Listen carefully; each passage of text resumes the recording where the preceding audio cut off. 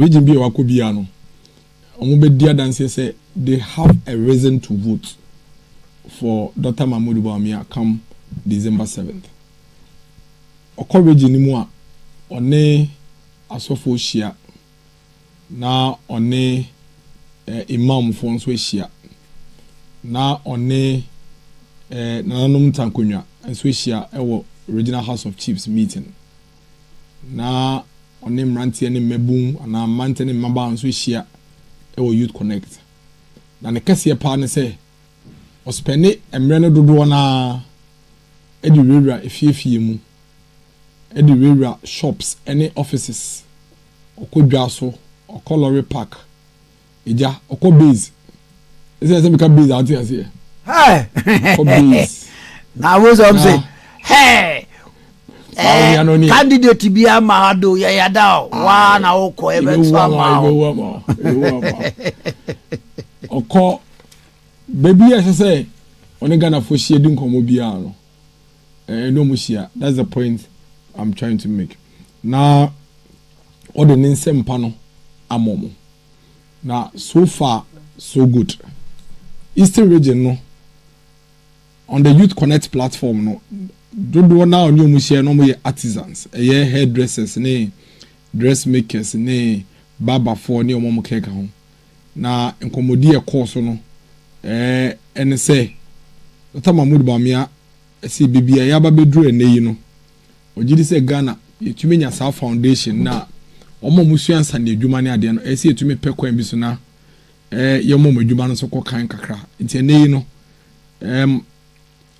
or the digital registration of our business ne beba se ne be ya se wo hemfra no wa Yesu ano constituency kra odi ane se obefa phone na wabo star bibi hash na esane se wo Ghana card wo ho nti no wo Ghana card number be pull details nyina aba senior don't forget to say ne no Ghana card number eno na your tax identification number na wo dey register o business no sene be ya ebeboa na yetumi formalize informal sector businesses yi ebiem based on the fact that now your credible national identity system nintino you bet to me a facilitate credit facilities and now say access to capital na the aboy nuanu momoye omoye nsane adwuma hairdressers ne barbers ne caterers motumi dia tra omunwumanim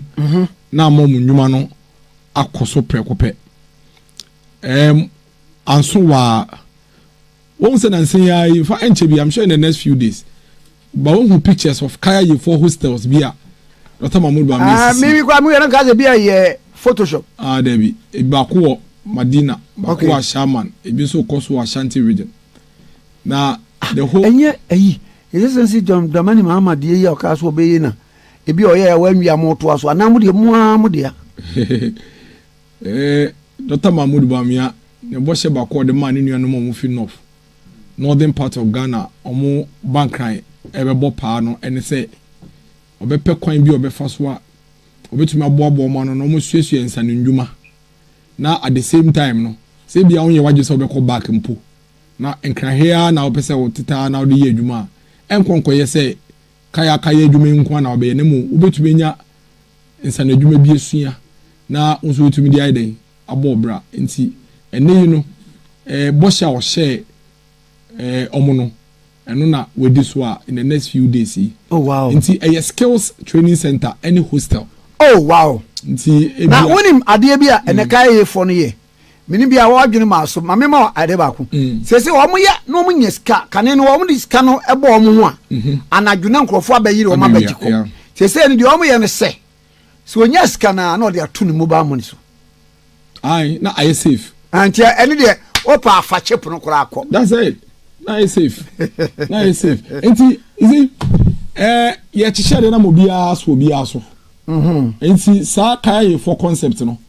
Atama Bawumia say senior also be your apprentice. Obi wo ho a ne se wa bi na akofa no. No de na ba. Na obekọ no shop no bebi omo pawade no. E ho na de sa order wo. Oh yes. Obi wa mechanic shop or na de sa. Ti da wo se bi mo ha anadwo no. Omo jacke ya the blocks jacke car na. Na wasa de kete wo car na se. Car na se no wada. Yeah. You know, that's how some people live into. Oh, mechanic for fitter for no. Most of from kwala ni nyina dodo no e fitter ne mu no mo da. Into Dr Mahmoud Bawumia say obesi hostels na wosi amaka ye for no. Obesi bia ma apprentice for ne omo mosuanse ne adwuma no. Se na be omo so osu adwuma obetu benya be pade de ti aden ato. Afi oni se omo mo yensa ne adwuma mechanics ne baba for ne dressmakers ne hairdressers ne ade. Ene no bebre na aguso e the old school na no de adwuma ho. Na o de ka akọ mechanic shop say yensa time na o gina ha. Wa ha oye besho ade kwa beto so alloy rim pa no de why wo say no ni o na o de tin share wheels ni mu a no we kure gina so enko no jump sana e de bi o ka no o de be kwase yes start o be ba na nya alignment problem o be ba na disk no e bi kure ebu enti Dr Bawumia kan say e say e pe kwan bi so na ono na ba mu no the next level no so obeboa na ye retraining ye be training omo on the modern tools and the modern ways I dey yes normal way who say wade bi I say too o de say we ne bia ma ha nti sa tools na say training omo no mu say be say you na fe aban apebia ye den nti kofodua no nkomodi e course e wo ho eno no na western region so one ye papa no ne mame no mo ye enam eye fish folk no onye mu di nkomo e wo European town fishing hub ho na nkomodie no de okaya ne say there are a lot of things I see our fishing sector na say there's an automation process be ekoso for the distribution of premix ya na ya asemo premix problem okase pa e wo mo mpo no pa e premix nti Dr Mahmoud Bawumia say listen you be digitizing no na ya make sure say transformation e cost in terms of automation no you speeding it up say na be ya e be ma premise distribution no aye transparent kakra na ne che no so aye fa na so obi aso and you say 1 gallon e wona say obi enya 1 cup no obi enya 1 cup rather than say 1 gallon penny e woni atama ma nipa ba ko pe na nipa mienu they see obi o say ne plan na o de ba no e be make sure say within the fishing sector no you better when your industries be a boa na fishing industry na akasa bigger fishing industry no according for example most of the seasides are amunya big cold rooms and komope na say be amuko yi nam no wi a better when your baby e dey yes sir a day after next say exactly it's a whole sub industry and a sub sector within the fishing industry or did you say na buying provide funding any capital support more on betumi ebie mu na niema akonenim enti fisher folks also chiro omadwen bebre e de omadwen che buy ma at the end of the day before be free ho no na there was a plan ono ne dia waka omodi omaka yaka bomu a ye wo comprehensive strategy for the fishing sector moving forward and persons with disability.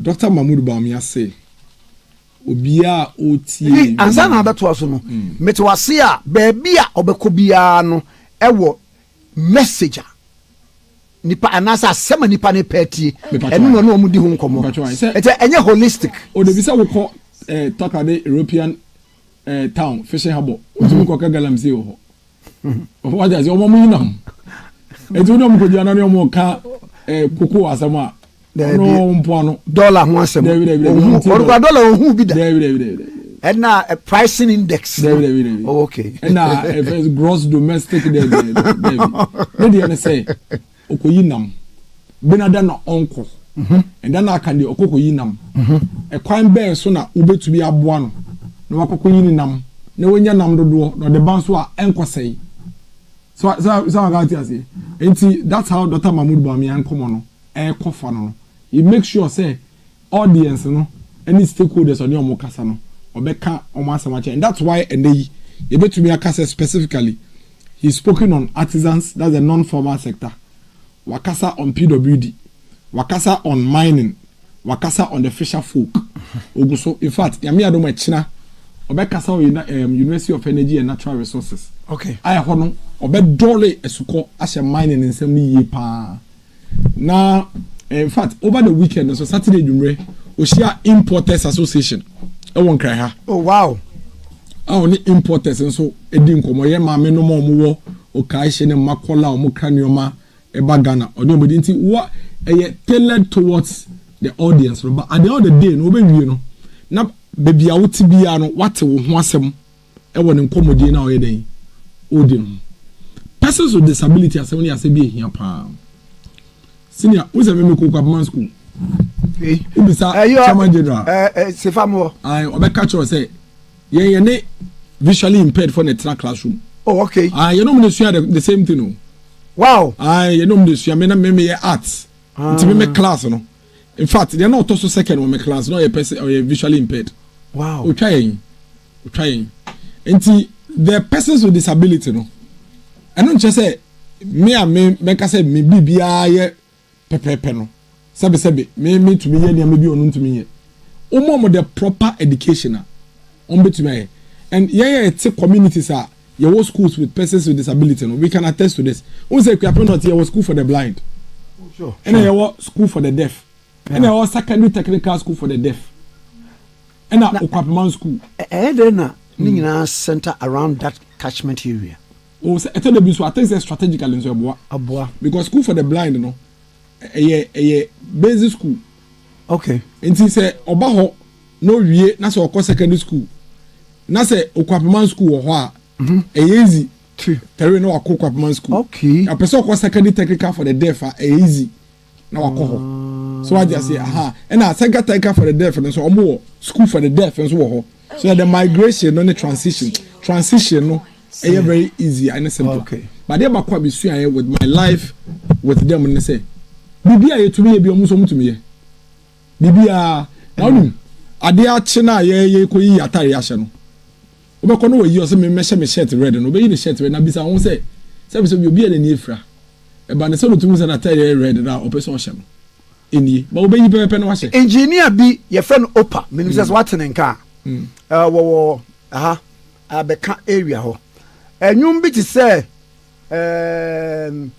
nanado dagwagufu adonyumi president nyumi asem papa bia mati ono na a program ebo instrument wo mu eye mixing nyina o so wa hwa na woni ni di nkoma timika say he na me ko kuma se pa ko hu mpaboa pa da se na ye ohun ye so ohun ye because oni visual ekenya oni say it's the brain o it's the brain ohun ye pa o man is ka onim scanning na onim say we 20 cedi we 10 cedi we 30 cedi onim say na tire red na offer no enu nie me say ye no mo na tepepepe studio na mix ade si wo no sa ahoma bia to te chema ono na fix na ade o otimi ka say sa ahoma we die wo to anche kra me say me senior ba ko na fe no wiki scorpion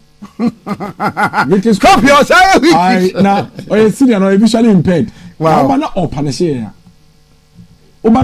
ya oba say form one boys no atwene belt ono visually impaired no senior na ma wiki scorpion twa me no so me kasa be kan wasam obi etem bia ye me meto kwaz bia be kai wiki scorpion ye ko form one no form na ada no hunu say form one for oni me be obi ada na oba say na latabo no we wo no so ya umpra no atwon wa fa na be no twa ma wiki scorpion oba no say form one odai be je ko say so bra me o living a life normal.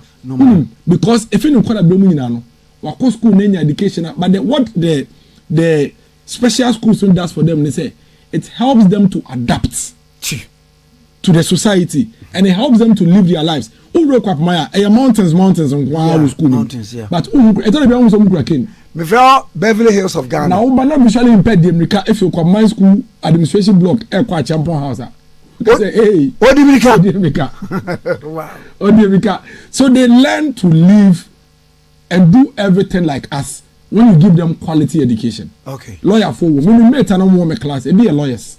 Right.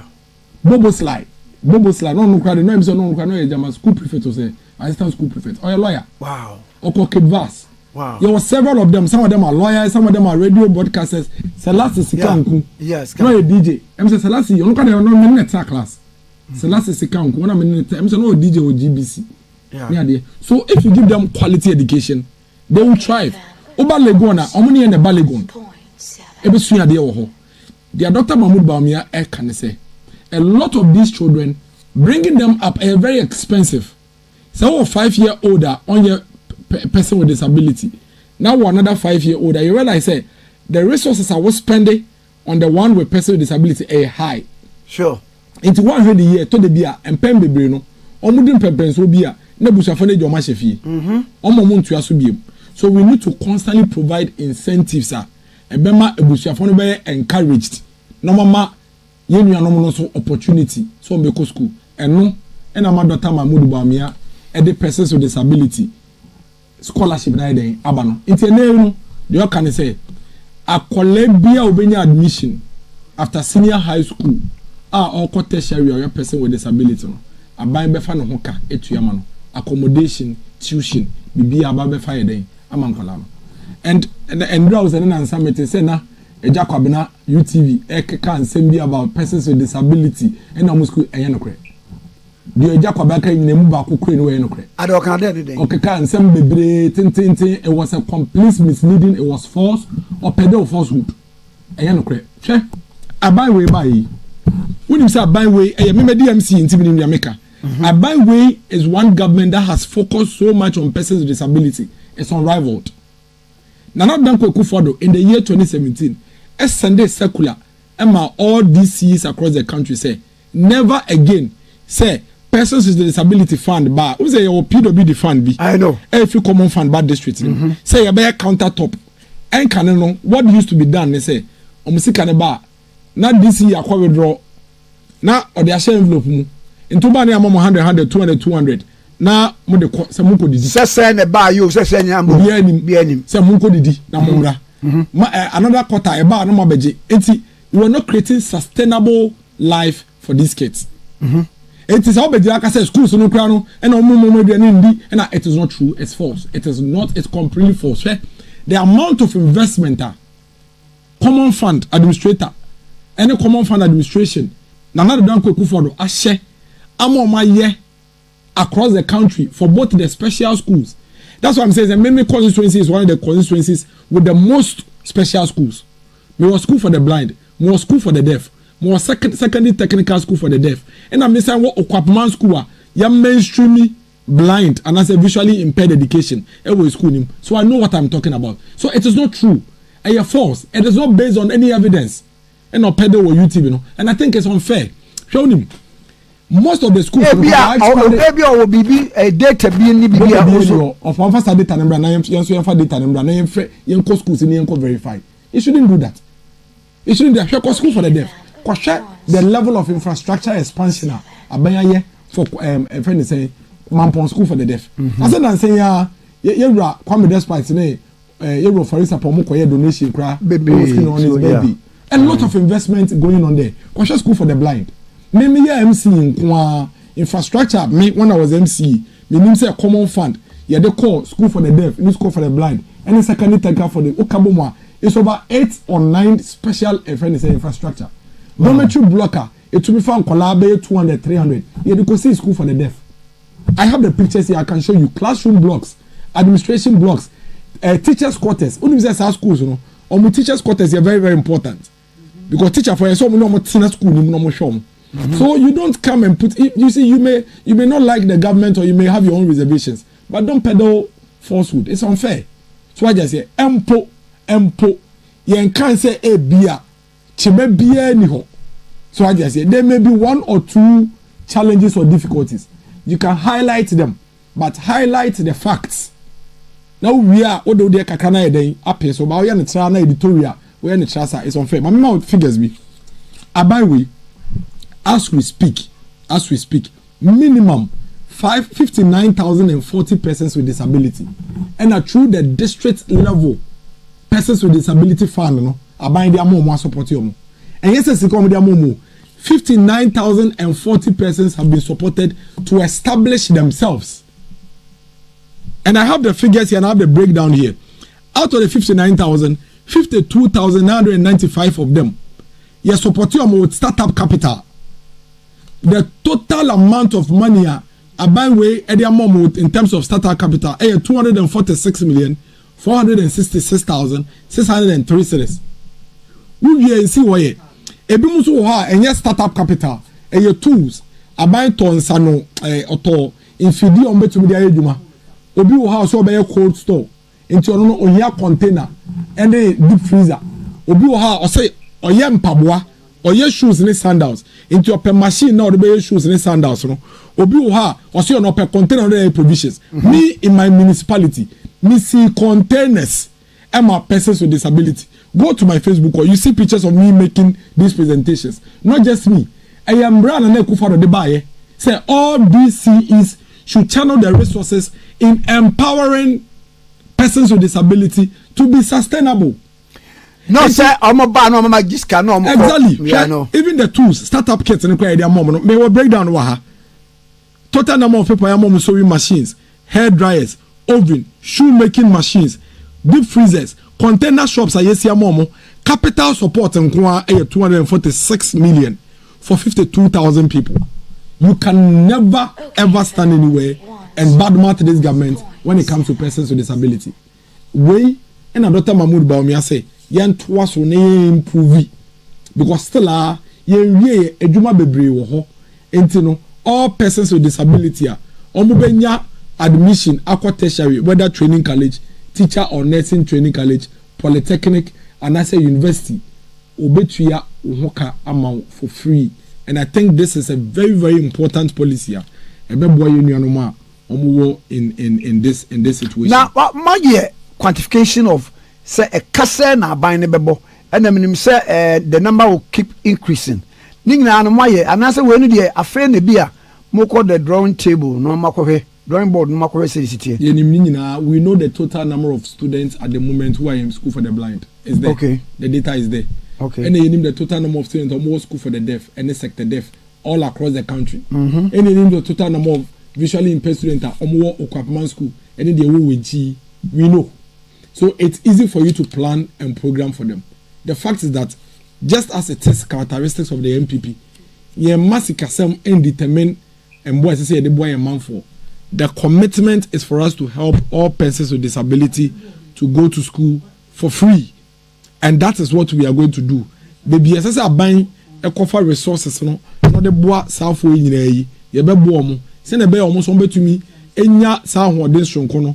Now, they are contributing towards the development of this state. Like I said earlier on, senior, Bibia will be to me, I know. Every single citizen or your person with disability, be to me, Bibia no be to me or depending to me. Wicked Scorpion.